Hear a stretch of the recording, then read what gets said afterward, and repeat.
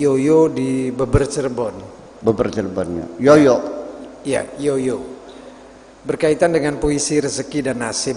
Apakah nasib yang Allah tentukan bisa dirubah? Bagaimana dengan yang kebetulan nasibnya miskin?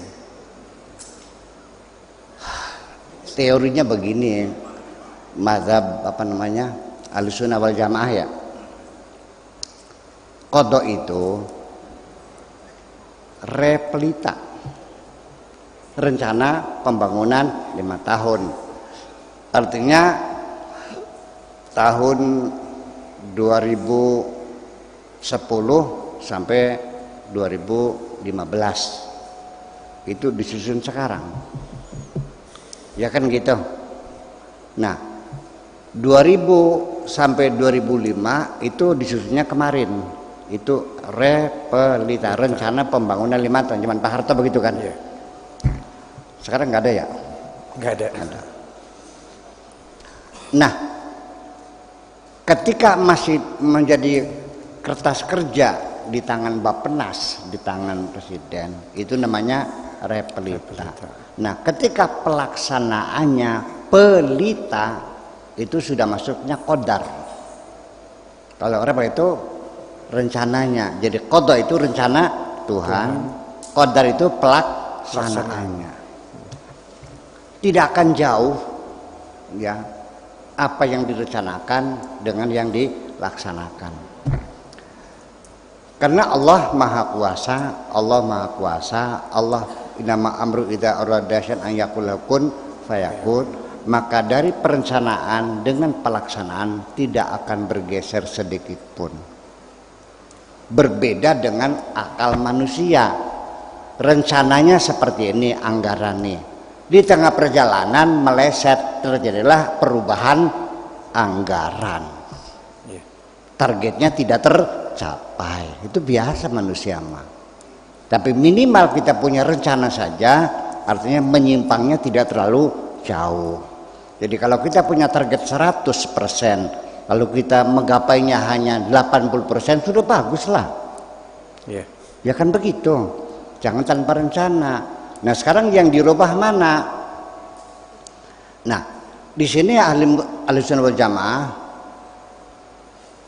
qadar itu sendiri, pelaksanaan itu sendiri, ada yang sifatnya fix permanen, karena ini menyangkut dengan undang-undang dasar, ya kan? Dan ada yang bisa dirubah di kemudian hari, karena ini menyangkut perubahan kepentingan di masyarakat. Seperti anggaran belanja pendidikan, kesehatan itu ada fleksibilitasnya, ada antara sekian. Dan nanti ada lagi uang berangkas. Setiap kementerian, setiap kantor tuh punya uang berangkas. Ini tidak boleh dipakai kecuali dalam keadaan darurat. Ya, gitu. Nah, jadi seperti itulah Ahlussunnah wal Jamaah meyakini ada yang mubrom, ada yang baru mubrom. Itulah seperti itu. Lalu yang dipertanyakan apa? Bisakah kita merubah takdir? Ya bisa. Kenapa? Kalau yang berhak untuk merubah adalah Allah, yang menentukan adalah Allah. Kalau Allah berbuat itu tidak boleh dipertanyakan. Kenapa Allah rubah? Ya semau gue. Karena Allah fa'alul lima yurid. Lalu salah rubah gimana? Ketika itu dirubah, tetap namanya takdirnya Allah juga. Umpamanya di programnya kamu ini lahir sebagai orang miskin, kan begitu? Di tengah perjalanan Allah menghendaki engkau jadi orang kaya karena menjawab doamu. Lu kasihan nih orang berdoa tiap malam Sabtu di pinggir laut dengan saya kan, istighosah tiap malam, sudah dapat 100 minggu. Bayangkan, malaikat pada protes, ya Allah itu kabulkan. Kata Allah, oke saya kabulkan. Lalu apakah itu merubah takdir? Iya, merubah takdir. Merubah dari takdir lama masuk ke dalam takdir baru. Tadinya takdirnya adalah miskin, akhirnya dirubah menjadi takdirnya ya takdir juga. Terus gimana? Ya iya, itu persoalannya. Dan kita tidak akan tahu takdir Allah kecuali setelah terjadi. Saya ditakdirkan jadi kiai setelah saya dipanggil oleh kamu kiai. Dulu nggak pernah ngalamin jadi kiai. Ya kan seperti itu. Dan saya juga tidak pernah mimpi ada pesantren di Cadang Pinggan seperti ini nggak pernah mimpi. Ini takdir Allah.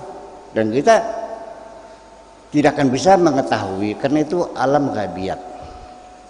Tetapi saya ingin mengatakan bahwa apa yang bakal terjadi ini memang sudah terprogram. Buktinya kita sering berulang kali dikasih tahu apa yang bakal terjadi.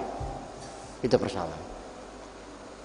Para nabi, para rasul, para ulama, para salihin, saya juga sering mengalami hal semacam itu. Saya cerita lagi. Tahun 68 lah, 67, 68 lah. Setelah Gestapo itu, saya sering menginap malam hari di makamnya Kiai Hanan, Bapak Kencwaringin itu. Saya orang yang pertama kali nginap di situ. Sebelum anak cucunya nginap. Di situ saya mimpi masuk ke Masjid Al-Azhar.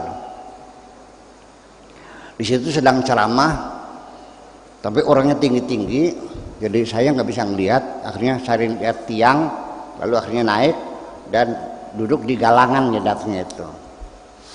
Nah, kemudian tahun 74 saya lihat bahwa memang terprogram dunia ini.